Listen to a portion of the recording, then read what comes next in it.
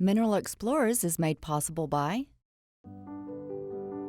The Collector's Edge, uncovering Earth's natural mineral treasures and specializing in mineral specimen discovery, preparation, and sales.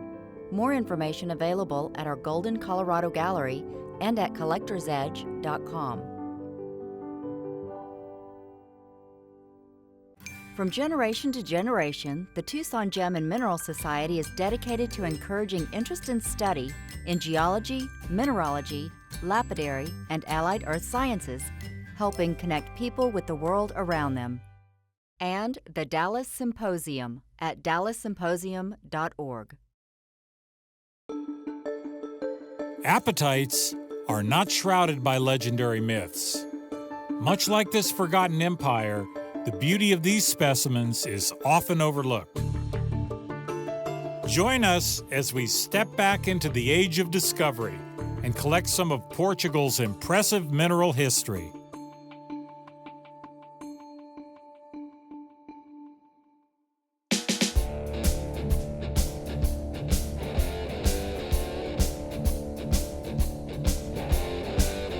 I'm Thomas Nagin, and I'm a mineral explorer.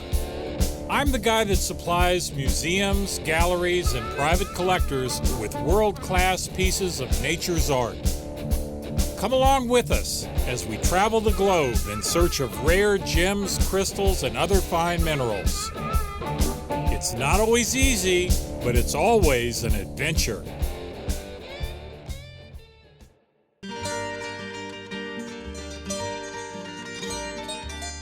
Portugal established the first global empire, and by the 15th and 16th century, this global powerhouse would lead the way into the Age of Discovery, where their maritime prowess discovered a sea route to India, then colonized what is now modern-day Brazil. The exploitation of mineral wealth like diamonds, gold, and silver, combined with the monopoly on the spice trade, would fund further explorations into Africa and Asia. But wars, natural disasters, and diminishing mineral resources would end this empire. However, the mineral legacy of Portugal still lives on.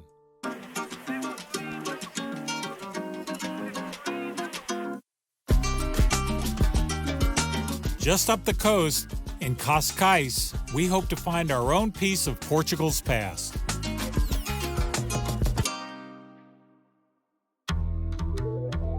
I started collecting since a little boy. When I travel with my fathers, any place I go, I took some souvenir in rocks, anywhere. My name is Alberto. I teach, but I like to feel free to go anywhere, and this kind of business is perfect for that. Everybody likes appetite. I like appetite too, yeah. And this is like $10? It's not $10? No. Oh well, you got to try sometimes. Yes, okay. Most serious collectors have an appetite for appetite, but that's not all these two are cooking up. Well, I'm mainly based in Africa, in Mozambique. I worked in the bush for many years. It's risky because there's a lot of diseases there like malaria and, insects and snakes and spiders and stuff like that. But it's a cool job because, you get to travel a lot and you meet a lot of different people and nice people and different cultures. And I like the risk as well, Not always everything goes well. That's what I've always enjoyed doing. He also has aquamarine and tourmaline gem rough, which helps complement this deal. 100 for the box? No, for each. For each piece? Yes. So maybe if I put several things together, we get a little better price, right? Yes. It always works that way, doesn't Yes. it? Yeah. Okay. Let me pick out some things. Let me just set out here.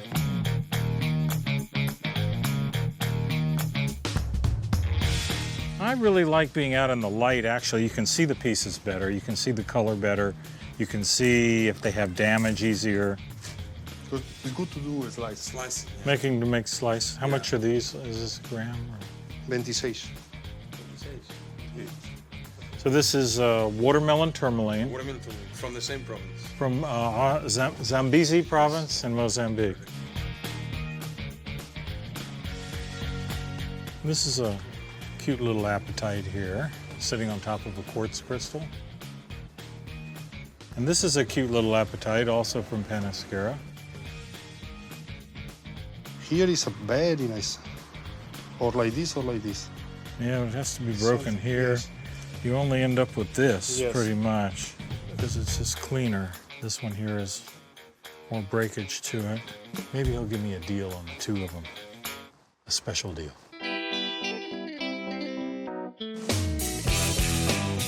Ooh, you have a lot of pieces. Yes, I have a lot.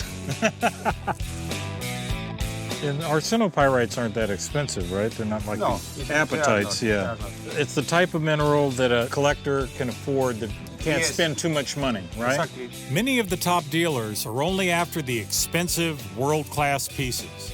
But I like to find a varied price range of minerals, so there's something for everyone. With these two, these two.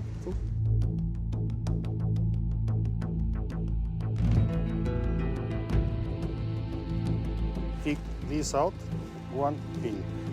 Ah, take this out one One end. in. I don't count these, or there are three.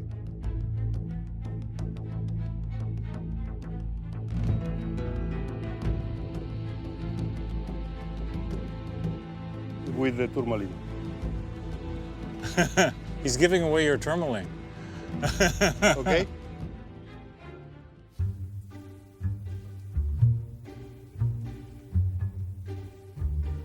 I think it's a very Okay, good deal. good.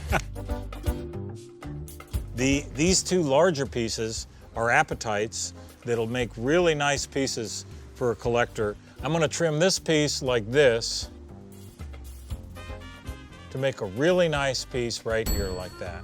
Of course, we have these pieces here that have the apatite on one side and the fluorite on the other, and a nice lot of apatites here. And this is a especially nice piece. The apatite sits up nicely out of the matrix. It makes it really aesthetic the way it sits up. This is a really sweet apatite here. Buying apatites, look for good color, luster, and transparency. Some of the best come from the Panasqueira mine, just a few hours northeast of here. Before we visit the mine, we stop to taste an iconic Portuguese beverage, steeped in a mineral history all its own. The city of Porto is the second largest in Portugal after Lisbon, and it's the birthplace of port, the sweet fortified wine produced solely in the Douro Valley.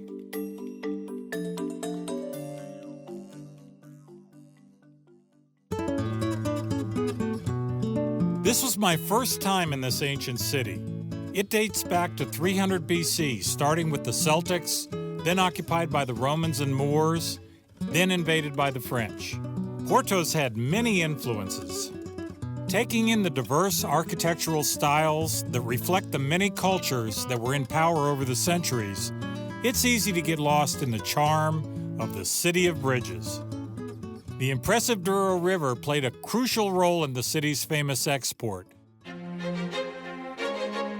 Taylor's is one of the oldest of the founding port houses, dating back to 1692. But the history of Portuguese wine starts far earlier. In 1386, the Treaty of Windsor created mutually beneficial trade laws between England and Portugal.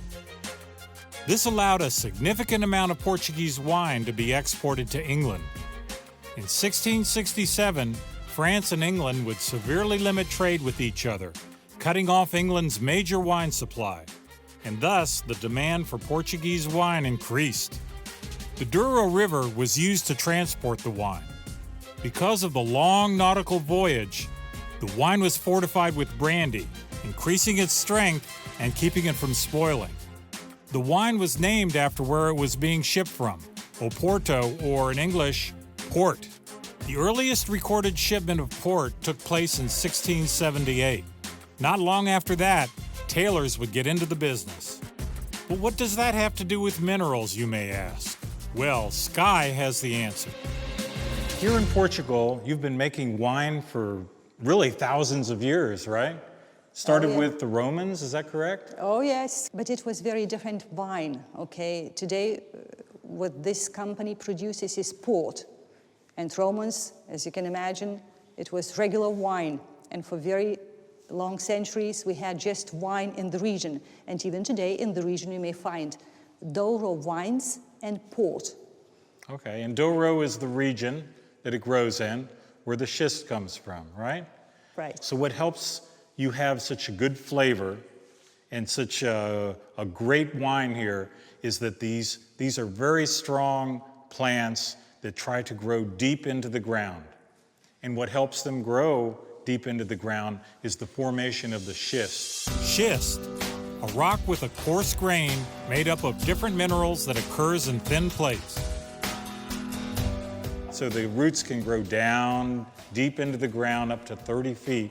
And the schist really helps quite a bit in the production of the port, right? Right. Minerals are all over this world, and they even help with the port wine, right? Minerals help everywhere. Okay.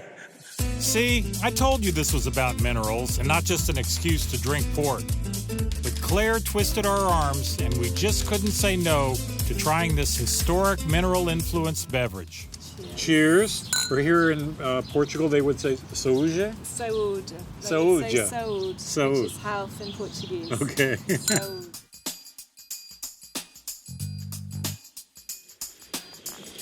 Delicioso. Tastes like Portugal. With the crew and host refreshed, we headed out to explore the birthplace of Portugal's other natural treasures. A mine with as much diversity as Portugal's history. A land that has given the collector community breathtaking specimens. The mine of Panasqueira.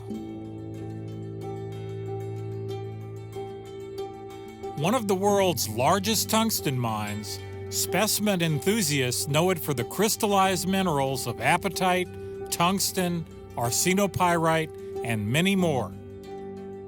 Located in Covilhã, Portugal, this industrial mine is focused on mining commercial tungsten. As with many careers, mining can start as a hobby. It's like a passion, you know, that comes from when I was kid, and starting to collecting some rocks, some minerals, and then I follow the geologist feeling. So my name is Filipe Miguel de Vasconcelos Pinto. So I'm a geologist in the Panasqueira mine. I have collected also some minerals from around the world. In this mine we have some particular nice specimens like the apatites, the arsenopyrites, wolframites. We have nice and big crystals, and they are very famous around the world. All these minerals that are here comes from the mine. Yeah, we have some nice specimens, big ones, the smallest ones, but So these are all the minerals that come from the mine? all the minerals that comes from the mine. Panasqueira is renowned in our community because of its rich diversity. With over 18 different crystallized minerals, you never know what you'll find. You have a nice display over here, it looks like. Yes, we are trying to preserve one of each mineral best specimens, you know. This is the piece that strikes me a lot. Is it all right if I take it out? Yeah, you can take a look. It's one of our best specimens of arsenopyrite also. This piece here is really attractive. It has large arsenopyrites, and they have really nice terminations, and they're very brilliant. And then it has sticking out of it nice wolframite crystal and a little bit of looks like siderite. on it. Siderite, Yeah. that's right. For me, it's also one of my favorite pieces from here. That's because we are trying to not sell them, only to maintain in a museum for the decoration of the. That's a shame because I'd really like to take this one. Yeah, I can do it. These are the main minerals that you're getting out of the mine then, right? Yeah. You're getting the copper from the chalcopyrite. Sure. You're getting the tin from the cassiterite. Sure. And then you're getting the tungsten from the Yeah. wolframite. It's our target. This one. This is the main thing. Yeah.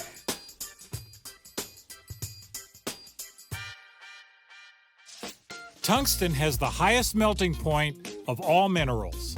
It's sought after by many industries, and you can find it in things like race cars and rockets, as well as light bulbs and x-rays. And the team in Panasqueira knows just where to look.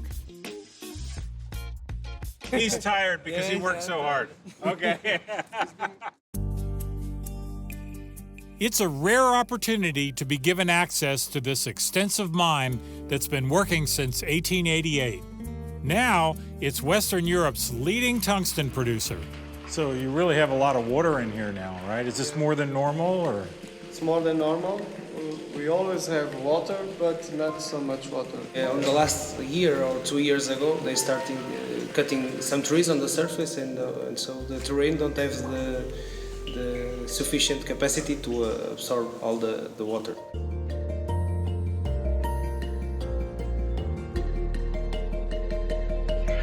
In 1974, the company started to rapidly mechanize the mining process to reduce labor costs.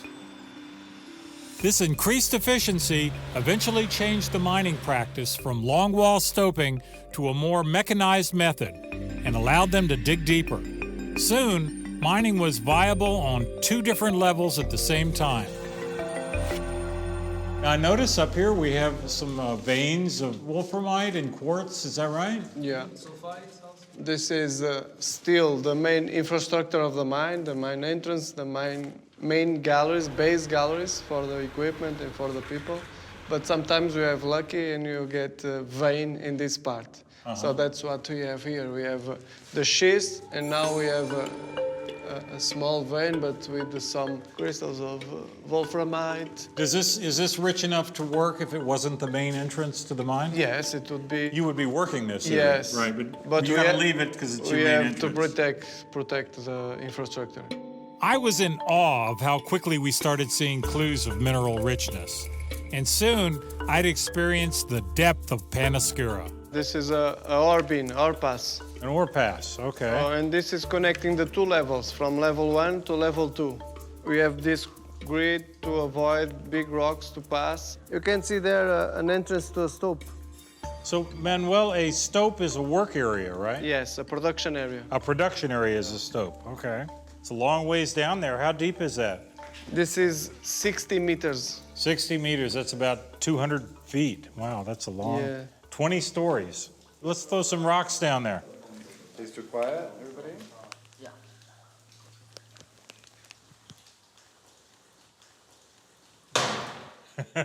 That took a long time to go down there. Manuel, this is a typical looking vein? Yes, it has the band of mica on top and bottom. It's very typical. And this is all quartz in here? Or? Yes, all quartz, but it's no good for us. It's no, you just want the wolfram. Yes, we just want the metal, the wolfram and the copper and the tin. But okay. So after the blasting, it's the first miners that come in that really get the good specimens. Is that... The workers are, as long as they deliver to the foreman and to the people. Oh, okay. So everybody's allowed to take it out, yes, but it needs to be given over to the company. Yes. Who benefits from the crystal shop? Everyone. Everyone? Yes. Because during the Christmas, we normally we pick the money for the crystal shop that we made during the year, and we congratulate all the workers of the mine. So everybody gets a crystal Christmas bonus. Yeah, not crystals, but yeah, they use the money they get the money to from buy it. something for them. Yeah. Oh, okay. Wine bottles, cheese. Being in these mines, particularly the big ones, it feels like something from a sci-fi movie, where even a common thing like eating lunch can seem out of the ordinary.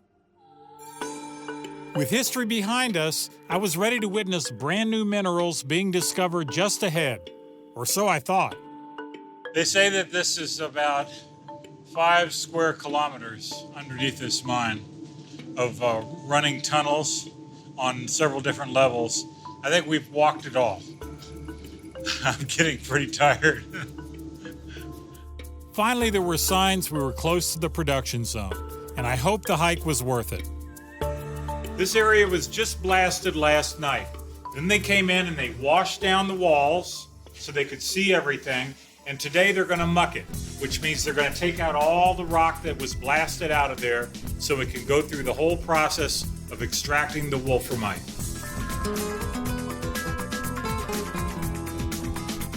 With the new rock mucked out, we were ready to try our luck at finding specimens.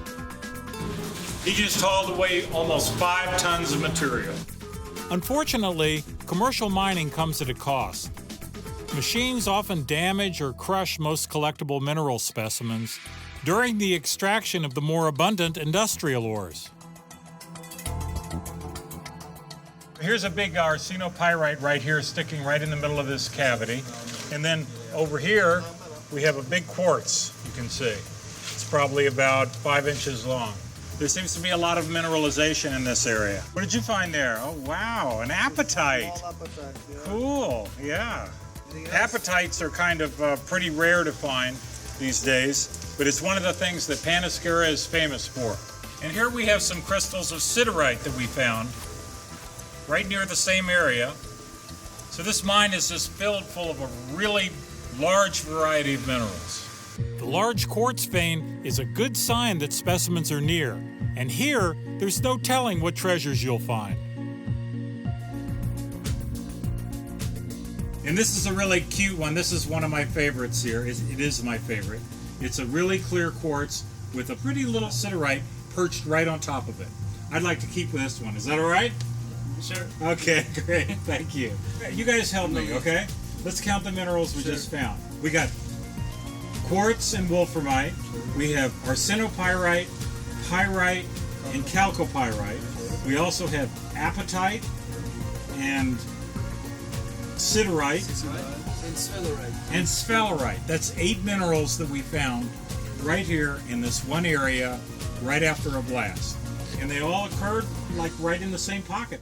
Not only is the diversity of specimens noteworthy, what really sets Panasqueira apart is the amount of different minerals that occur in the same specimen. A city unto itself, exploring this historic mine had been a once-in-a-lifetime opportunity. But having walked nearly 8 miles, I wasn't ashamed to take the easy way out.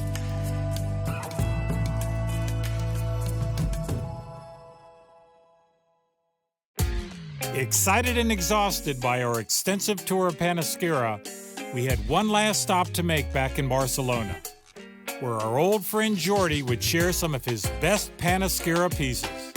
Jordi, this case is all Panasqueira then, right? Yeah, this is a case for one mine. Oh, wow. Look how different are the minerals from that mine. They present a lot of different combinations of the different species from that mine. Some pieces has even 10 different species all together. 10 different species like in quartz, muscovite, siderite, dolomite, calcite, fluorapatite, arsenopyrite, cassiterite, and something else. Ferberite. Ferberite. Here's a ferberite right here. Yes, sir. And this has arsenopyrite with it, right? On the top, yes, sir. The apatites is one of the minerals Yes. that probably Panasqueira Yes. is best known for. Yes. And then you have the really colorful, this one is really colorful. That's fantastic color, yes. That's fantastic color. That's one of the nicer ones I've seen. And then this one on the very top is very pretty also. Yeah, that's very pretty, yeah. It's not on matrix, there's some matrix on the corner, but the color is very nice and you can see the green core in the center. So the problem in Panasqueira is to find good minerals. They are very rare, that's why they are so well paid. And you are always in competition with other dealers who are looking for a deep color full appetites, and many times that fight could be aggressive because it's many people wanting that and very few pieces coming out. So there's really a lot of competition A lot. for the best minerals. Only for the best. This one here stands out to me. It looks like it's some kind of a uranium mineral, Yes, this is natural uranium. right? So it's not radioactive. It's a little bit radioactive, very slow radioactivity, but many times it's just in the air, in the earth, in many places you have a natural radioactivity. But this is really a very low radioactivity comparing with the radioactivity that the human made, concentrating tons of natural uranium. So you have to take a whole lot of this and process it Yes. to make the material you need for atomic bombs Yes. or for nuclear plants, You right? need tons Tons of this. Oh, really. yes. This is really attractive here, this arsenopyrite. Yeah. But it looks like it has chalcopyrite on it, doesn't it? No, it's colorful because some arsenopyrite are iridescent, like some goethites are iridescent, and some are It's this color. iridescent. Oh, Iridescent, okay. yes. Okay. And the matrix is muscovite. It makes a nice contrast because the colorful between the colorful arsenopyrite and the muscovite. And then, this is really, Yeah. really pretty apatite here. It's Well, if you want to hear a funny story, this is the reason why I am not going to Panasqueira for maybe 6 years, because I went there more than 50 times in the past. I learned Portuguese, I went so many times, always looking for the piece that I really want from Panasqueira. And the day I got this one, I canceled my trips to there because I was full. I have what I really look for before. You found the piece of your dreams. Correct. Okay. Jordi, you really have a fabulous collection. Thank you very much. Thank you so much for showing it Thank to you. us. A pleasure. Thank you for Portuguese specimens are both uncommon and enchanting. The diversity and quality of these pieces are worthy of another look. And with each stone, we're given a chance to hold an empire's history in our hand. Mineral Explorers is made possible by The Collector's Edge, uncovering Earth's natural mineral treasures and specializing in mineral specimen discovery, preparation, and sales. More information available at our Golden, Colorado gallery and at collectorsedge.com. From generation to generation, the Tucson Gem and Mineral Society is dedicated to encouraging interest in study in geology, mineralogy, lapidary, and allied earth sciences, helping connect people with the world around them. And the Dallas Symposium at dallassymposium.org. For more information about minerals, or to purchase a digital download or DVD of this and other episodes, go to mineralexplorers.com.